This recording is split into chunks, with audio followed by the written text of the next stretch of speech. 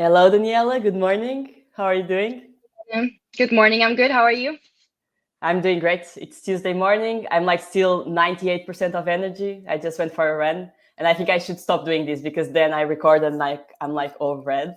And Same here. I actually, I'm still getting used to going back to the office. So I was like, okay, I have a 9 a.m. call, so I'm going to stay home. That's my morning. cool. So you're in the office, which means you're currently in Dublin. Yeah, I came back to Dublin a week ago after a Hmm. year of work from home from Portugal and a bit around. So I'm back in Dublin. Cool. Okay, so let me start by where I know about you. And in case you don't know, like you were very important in my own path because when I was just figuring things out and I had no idea how to move, I sent you a message and you were so kind to like reply and to help me with my own career doubts. And what do I know about you? I think we have a lot of things in common. I think you've been like doing a bit of a lot of different areas. You've been like in communications, you've been in PR, in marketing, in graphic design. Like I want you to tell me more about that. And now you're currently in Google, working for Google in I'd say like the marketing side, no? Yeah. So first of all, thank you. That's so kind of you, and it's also very, rewarding to hear that. And I just replied to you and talked to you because I would have liked someone to have the same reaction towards me. So thank you for saying that. And yeah, I've been a bit around. I never thought I would end up here. I'm currently an account strategist at Google, which is not necessarily marketing. It is Mhm. sales, and it's ads marketing. So essentially I work as an account strategist, so I said it's sales for a marketing platform. So in the end, I do work in the marketing side on that end. And you said it perfectly. I started by studying communication, also did a postgrad in marketing, and I self-taught graphic design. So I was always on that more creative communication side. And then with my postgrad in marketing, I ended up being an intern at Google, and that led me to my current role. So what I do is I consult with businesses, Portuguese businesses, so with the Portuguese market, on their paid media strategy with Google solutions. What does that mean? I have a portfolio of clients and they advertise with Google, and I'm the person inside Google that helps them do that in the most effective manner for them. Okay, that sounds very exciting. Tell me something about your path. So you've been like in all these fields, in all these areas. I think I've seen that you've even been in the music industry, doing something related with music. So were you just like figuring things out? Tell me a bit about how did you start in communications and how did you design your path until Google? I mean, until right now. Yeah, I was definitely trying to figure things out. I finished my bachelor in 2015. I was 20 years old at the time, and I was kind of trying to mix a bit of everything that I love. So I really like communications, but I was not too sure what does that mean. And after studying for 3 years, I was like, okay, I don't know, what do I want to do with that? I also really wanted an international experience. At the time, unfortunately, I didn't have the opportunity to do Erasmus, so I wanted to go abroad, and I loved music. So I remember that summer that I finished uni, and I was just applying everywhere. I had a tricks, I had like a sheet full of all the everything that I was applying. I was trying to go to Germany. I was trying to go to Spain. I was trying to go to Italy. I was trying Amsterdam as well. I got to the final interviews of um, like a startup in. It was not Amsterdam. It was Rotterdam. And I was trying to go a bit everywhere, trying, I don't know, is it marketing? Is it communication? Is it music? And suddenly I just say I didn't choose Berlin. Berlin chose me. And I ended up going to Berlin to be a music scout. And what I was doing at the time was I played it cool. I was like, yeah, no, this has everything to do with advertisements. I was finding music for ads and music and films. So Mhm. I would just listen to a lot of music all day and kind of figure out what would fit with the briefing from clients. So that was my first internship post university. And then it didn't work out. I didn't stay there. And then I came back to Lisbon and worked in PR. I had an opportunity to work in public relations. Mhm. So that had more to do with my communications path.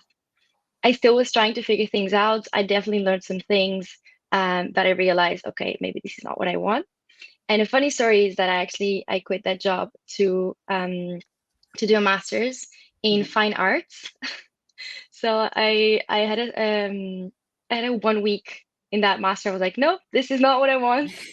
And it was fine arts, which is yeah, that's arts. And I don't remember the name, design, communication, something like that. And so from there, I was like, no, I want to do something else. I decided to go more into the business side because I was in an NGO at the time, which is called MOV, and it's very focused on entrepreneurship for people in low income areas. So I got into the entrepreneurship part. Then I did a volunteering with them, and then I thought, okay, I want to do business because that's going to have a higher impact on businesses and what I like. And then after that, I was still trying to figure it out.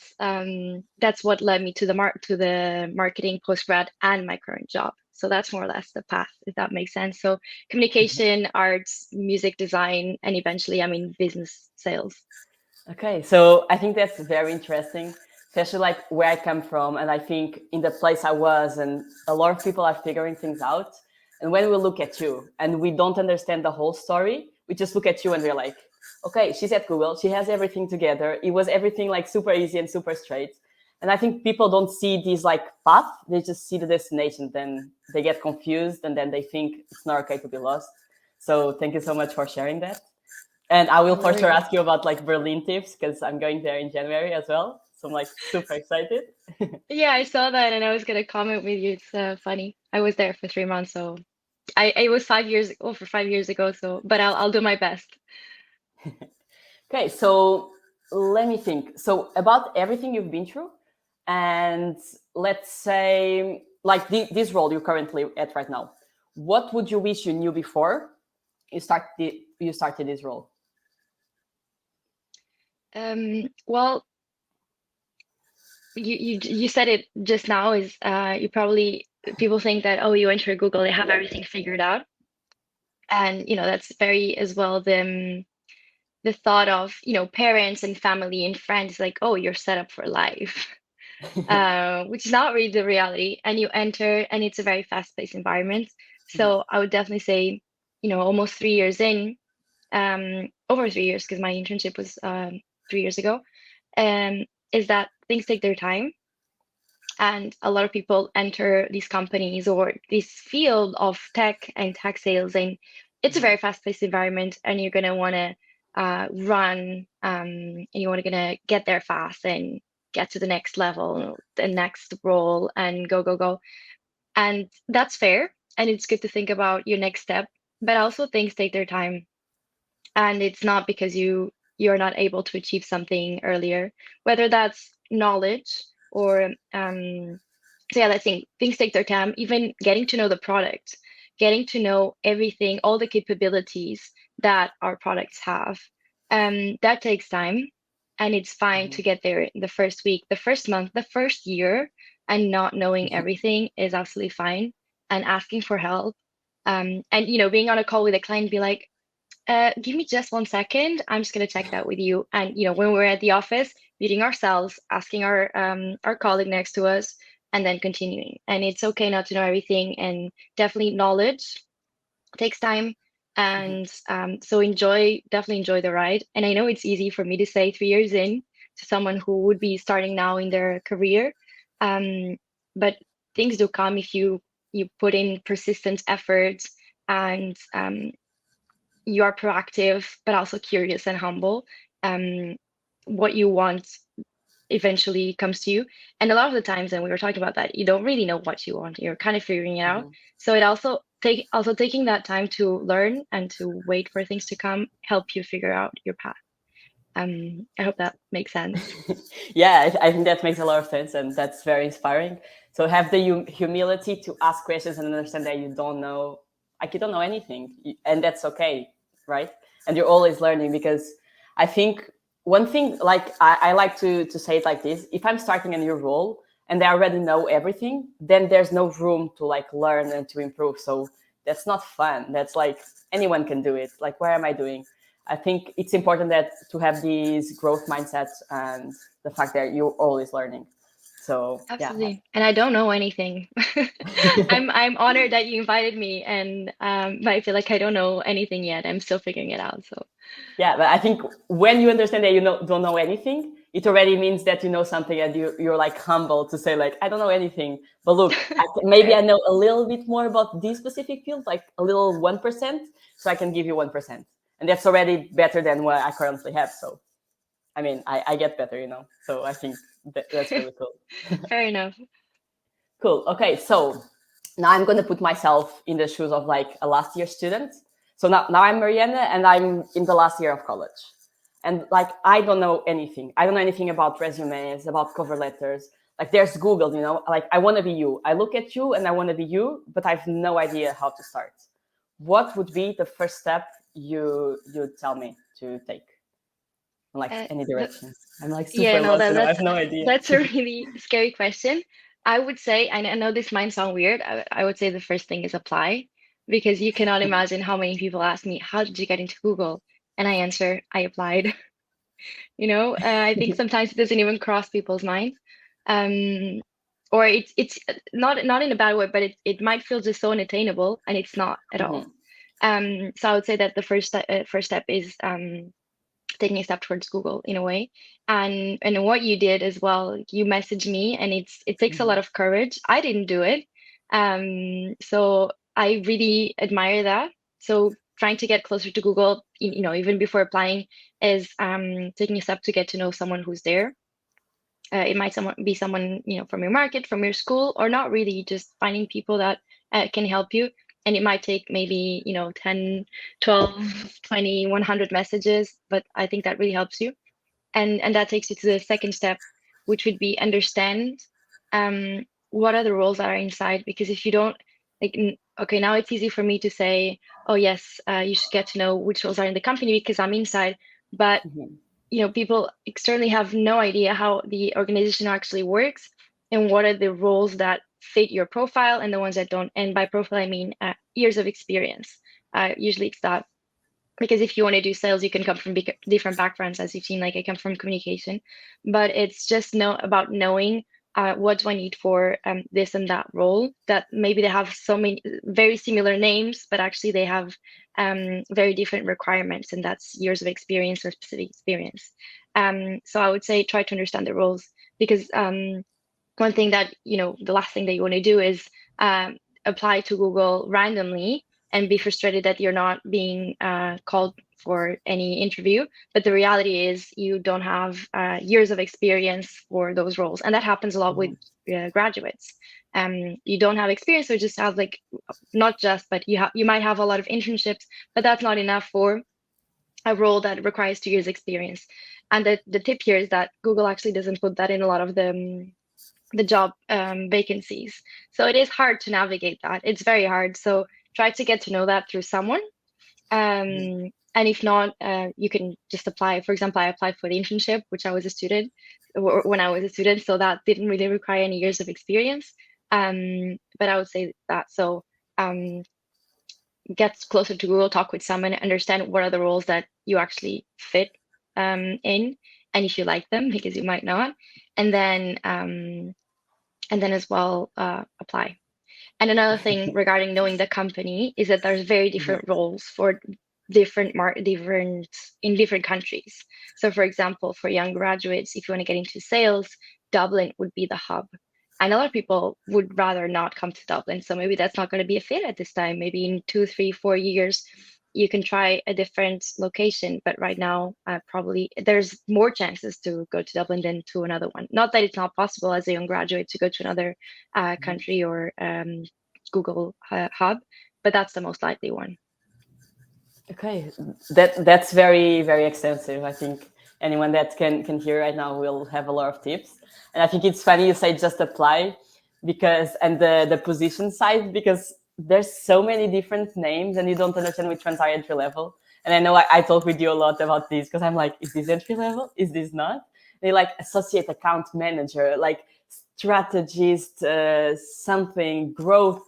And it's like you don't really understand what the role encompasses. And sometimes just have experience and you're like, is this 1 year, 3, 5, 20? Like, I don't know. So I really agree with what you say. It's about talking with people, and you tell me like, okay, Mariana, the only one that it's entry level, like associate, account manager, maybe apply for this market or that market. So having that kind of information is really important. And the apply side, I was counting my applications the other day, because sometimes I'm like, okay, you can apply to up to 3 positions in Google every month, right? So sometimes I see one and I'm like, I don't fit. I really don't fit. But it's okay. I'm just going to apply. So right now, I've applied a total of 12 times to Google. I mean, You it's could, crazy. It's okay. One day I'll get there. But I'm just like applying and applying. And I and mean, that's fine. And one day you're going to be, you might be one of those people that I've heard so many times. Oh, I applied X amount of times to Google and only now I got in, and that's really nice to hear that people have been persistent and there's just so many rules that eventually, like, there's a high chance that you'll get it one time. yeah. But on that side of the just apply, because sometimes I think people just apply and they have no idea if their resume is correct, like their cover letter, to get a referral or not. Because just now I got into this referral side of the world, of the working world. Would you say it's important, for example, for Google to get a referral? And how would you say people understand better the resources they need, like resume and cover letter, to stand out just in this application phase? No, that's a really good point. And I might have just said just apply it in a sense of that's how I did it. And it's just, sometimes people don't even think about that. That's a really good point, and I do find it important now that I'm in and I see how it works and the processes and that this exists. I mean, there's definitely a factor of luck, and I didn't get a referral when I got in. I know that it's not really the reality. Now, I was just very, very, very lucky, or at least that's how I see it. But yeah, definitely getting referrals for companies, and most of them have these kind of systems, especially if it's tech companies. If we're talking about startups, then it might be a completely different process. But if it's I just know really Google as a tech company, but I do know that others have it as well.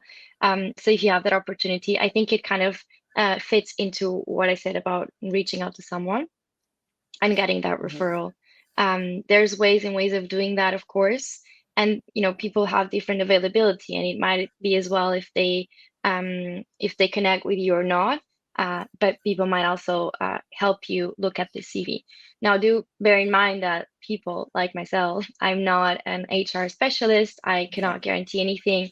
I can simply use my own experience to give some advice on the CV. But I think it's important as well to do homework before. So there's a lot of information online. Even if you go to Google career website, there's a lot of information about how to structure your experience, also how to prepare for interviews, etc. But I think there's one very specific one about resumes. Also, if you search for it, there's a lot of information on how to structure website. Sorry, how to structure CVs or resumes for in the current day and age. So I would take advantage of that. And then once you already have something a bit more curated, you can count on someone. And again, and I put someone to see if the person has availability. And I do tell you that if someone works in sales like myself, this is probably the busiest time of the year with Black Friday and Christmas coming up.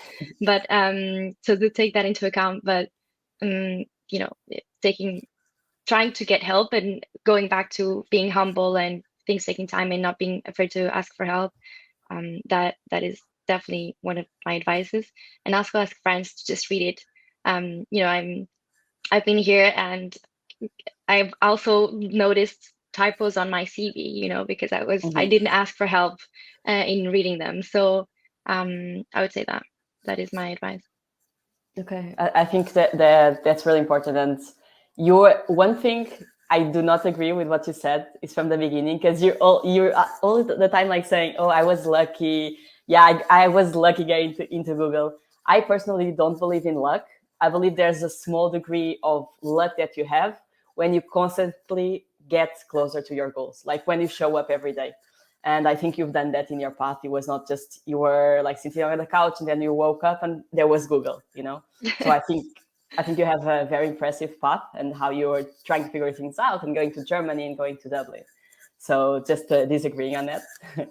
No, But you're right. I think it's also a part of figuring it out. I'm just saying I was lucky in the terms of I didn't even know about this referral system. I didn't know it was a thing, and I applied. And it is. I know that I tried a lot to get where I am, but in that specific thing, I think I was lucky because I didn't use any referrals. I was okay, so naive. yeah, you were naive. You're just coming out of college. Okay, so yeah, I think the proactivity side is very important. It's everything you're saying, right? If you need to go online and see how to do resumes, how to do cover letters, to reach out to people, like to 100 people to get only like maybe one message, but is this that one message that matters? So you need like proactivity in like figuring things out, but then if you go online, you can find a lot of resources. So I think my next question would be, so which like technical kind of soft skills would someone need to be working on to get to Google, to sales tech in Google? That's a good question. I definitely see that there's so many backgrounds, and they're also valuable. And one thing that I've learned is, people thinking about sales and you think, okay, I need to be proactive, assertive, extroverted, go-getter, kind of stereotypical salesperson. And that's not it at all. So I would say definitely, so I can only share what I feel are the skills that I use to be my best self in sales. Because I could give you, a list of skills that I don't have and maybe my teammates have, but they're also really good at sales.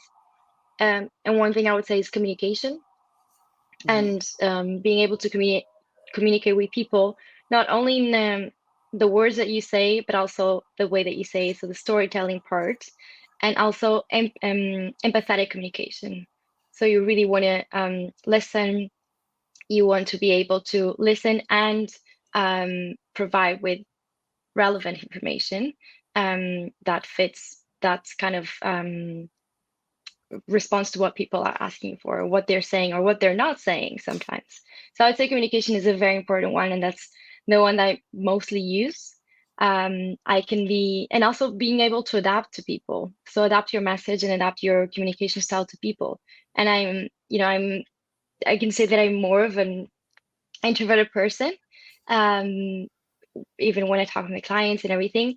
But I definitely have to adapt, from clients that I have a specific relationship to other clients that maybe what will help them achieve their goals is, a bit of tough love. And I can be that person as well. And then I would say analytical skills, which I've developed a lot in the past couple of years. And it's not just, when I say analytical skills, I'm not talking about looking at numbers and coming up with figures and all of that. I'm talking about capability of analysis. And you're going to have a lot of clients. You're going to have to prioritize. You're going to have to analyze numbers, but come up with insights that actually have juice, that actually are helpful. So I would say analytical skills, and as well a lot of curiosity to hear about your clients, to hear about what are their goals, curiosity to understand what is there inside of Google and inside of platforms and our products that can help them. So I would say that communication, analytical skills, and curiosity. I'm sure there's a lot more, but that's what I can come up with. Okay, so in your perspective, that's like the base they need to be building upon, right? Like Yes, there's a lot of things, but I know, and you're like, no, but also these and that. there's so much, and you definitely develop it. I'm just thinking about the ones that I use mostly every day. So let's say I want to improve on my communication right now. I want to improve on tomorrow. Tomorrow I'm going to make a plan and I'm going to start like improving my communication, my analytical skills, and my which was the last one? Empathy. Curiosity. My curiosity. I want to be more curious. I want to have better analytical skills and to communicate better. How would I go about it? Like which practical things would I be doing? That's such a hard question. For communication, That's very hard because, as I said, the skills that I mentioned are the ones that I use. Um, Hmm. and there's teammates of mine who probably have other really good skills. I would say communication is uh, my best skill. So I don't know how I developed it. It's not because I studied communication. I think I was already kind of like a communicator, and then I developed that.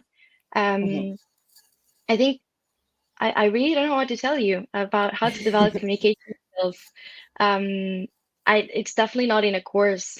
Um, It's I not. It's really don't not in know. school. It's not in school. It's not in school. It's definitely teachable. Uh-huh. It's about being, really getting your message across. How do you disarm your speech and your way of communication to really get across? And I'm not saying that communication is, Hmm. being the best speaker. I know like we're in this live stream. I'm not the best speaker. That's not what communication is for me. Is Hmm. about knowing your audience and adapting your message to your audience. That can be an email, that can be a flyer, that can be Hmm. saying the right thing in a conversation. You don't have to be have the perfect speech, but how do you adapt what you're saying to your messenger? And the way you Yeah. do that, maybe it's by listening and being curious and understanding, okay, what can I say?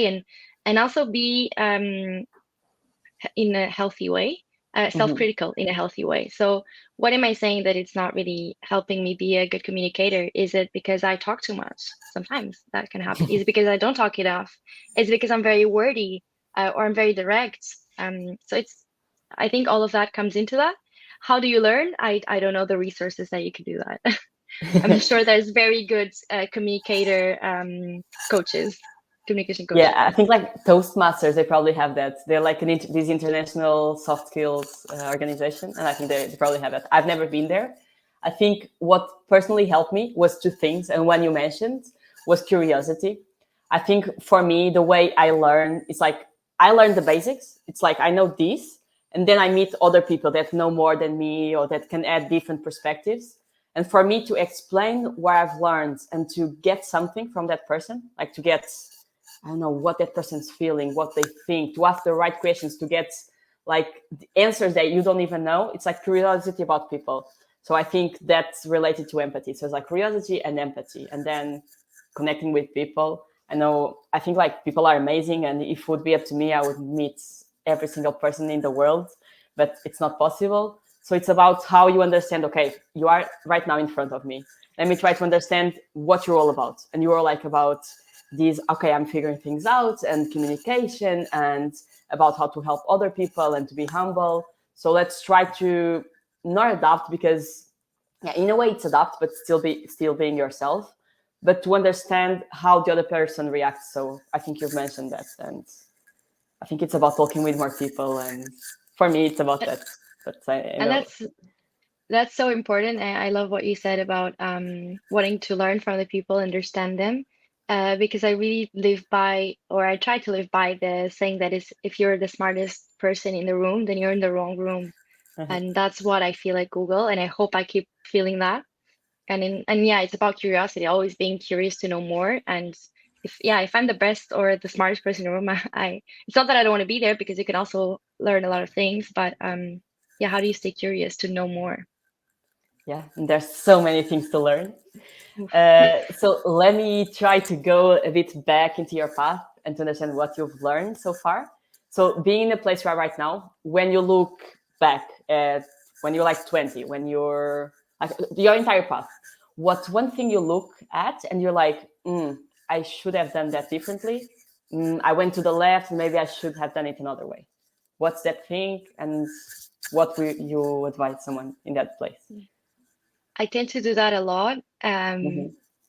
But then I stop myself and just think, okay, I'm going to be grateful about my path because it led me to where I am now. And sometimes I think about, oh, I should have chosen something else to study, should have done a different master's, should have, instead of taking 2 years gap between my bachelor and my master, I should have done something else. Mm-hmm. Um, I tend to do that, but then no, I was figuring it out, and I think it really led me to where I am now. One thing that I used to think is I should have studied. business instead of so business management, economics, you name it, Mhm. instead of communication. And I used to think that. I really used to think that. But the more I grow and the more I work, I value those skills that I bring to the table that maybe people around me do not, because a lot of them, I wouldn't say all of them, but a huge percentage of people that work with me are from a management background. So what I bring to the table is valuable. One thing that I would change about my past, and it still has to do with what I studied. And in high school, I chose, so, in Portugal, you can choose different paths. And I Mhm. chose languages and humanities, which is what I'm passionate about. I love languages, humanities, communication. That is me. But I kind of regret not stop having math, like not studying math since ninth grade, pretty much. So I was around 14, 15 when I stopped having hard math. And I'm not like, I didn't try to do it because I didn't like it or I was not good enough. I was good Mhm. enough. But it would have helped me a lot in my confidence, I would say. Because then I got to Google and I thought, I'm the worst at math. I don't understand numbers. How am I going to do my job? And I Mhm. realized that no, I am good at that. That's, still a teachable skill 10 years later. But maybe I would have tried to change that if it wouldn't influence where I am now. Okay, that's interesting. So you take math. I think one thing on that point is that maybe it wasn't you that was wrong. Maybe it was the system that needs to adapt to people, because it's not like, oh, you just study this or this or this. I think it's very fixed, and I think that's changing right now. So maybe all the Danielas that are right now in high school, they can have languages and they will also have math. You know, so That's maybe it's 100% true. and now you are dealing with numbers, so I think you are fine. You survived. Um, Definitely. cool. So I think I have just one last question, and I think pretty much is just a sum of everything you've said. And I think I already know the answer, but I will ask anyway. What's your biggest advice for someone starting out, and what would be the message that you'd like to pour out in the world? That's very deep. Uh, I think if I had to sum up everything that I said here today, is so just building up on what I said before, do reach out to people, but I also feel or understand that right now there's a lot of pressure in our generation to, you know, be a go-getter, talk to a million people, Mhm. reach your goals, etc. And that's fair. But I really value humbleness in that process. So being humble can bring you a lot further than not. And I see that. So Mhm. you're going to see a lot of you're going to talk with a lot of people. You're going to meet a lot of people, feel a lot of the competitiveness, even with your peers or with strangers on the internet that you might see on LinkedIn. Oh, that person, they've achieved this or that. Um, and that's fair. You're going to feel that. But if you stay, curious, proactive, and humble, and believe in yourself, which is not hard, not easy at all, um, Mhm. then things will come eventually. So taking it at the right pace, not wanting to rush things too much, um, I think will bring you to your objectives. And if it doesn't bring you to the objectives that you have now, you might discover other objectives that you didn't even think of. So I think the figuring out process that everyone has is very important. And if you take things in a paced way, you Mhm. might reach different destinations that you didn't think about. So I would say that be humble, be open-minded, Mhm. proactive, and also curious. Okay. I love all of that. I'm like super inspired. And I think one thing I really like about you is that what you preach is what you live. So you are really all those things that you are telling other people to be. And you did reach like an amazing place. And I hope not just career wise, just as a person, because I think you have to just taking it into account everything. And even when I first invite you, I was like, because I'm so inspired by you, like about everything you've done and about you being like kind to like wanting to help me. And you didn't even know me. I was just a stranger on the internet, like a lost kid, and you like wanting to help me. And you're like, I have my life figured out. Why am I going to help these kids? So I really admire you. And then you were like What do I have to say? Do you think I'm inspiring you? Okay. And I do, like, I really think so. Thank you so much for everything. Thank you so much for being here. And No, I'm sure thank a you. lot more people are going to be inspired by your words. Thank you. I'm a lost kid too, so we're just out here helping each other. Cool. We're all Thank you, just Maria. figuring things out. Exactly, as we do, as we go by. We learn by Yes. doing. I think that's the most inspiring thing as well. And about you as well, that you're learning by doing, and probably you're a very different place than when we talked a few months ago. And you've For probably sure. learned so many things that you can share as well. And that I'll definitely learn from you. And I have. So thank you, Mariana, for We're inviting just me. learning from each other and keep on Exactly. growing. Cool. So thank you so much and good luck with all your Black Friday, all your Dublin dynamics. And Thank you. I wish you an amazing day. You too. Bye. Bye.